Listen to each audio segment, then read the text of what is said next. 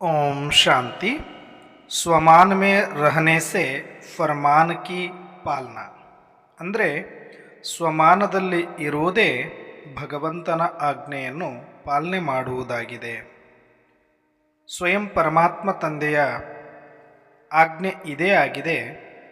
ನಾವೆಲ್ಲರೂ ನಮ್ಮ ಸ್ವಸ್ಮೃತಿಯಲ್ಲಿ ಸ್ಥಿತರಾಗಿ ಆತ್ಮದ ಅನುಭೂತಿಯನ್ನು ಮಾಡಿ ಆತ್ಮದ ಸ್ವರೂಪದಲ್ಲೇ ಇದ್ದು ಸರ್ವರನ್ನು ಆತ್ಮೀಯ ದೃಷ್ಟಿಯಲ್ಲಿ ನೋಡುವುದೇ ನಾವು ಮಾಡಬೇಕಾದ ಹೋಮ್ವರ್ಕ್ ಆಗಿದೆ ಮತ್ತು ಇದೇ ಪರಮಾತ್ಮನ ಆಜ್ಞೆಯೂ ಕೂಡ.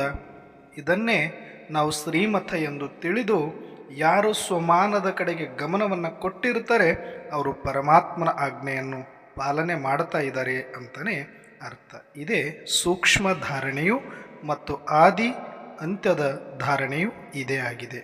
ಓಂ ಶಾಂತಿ.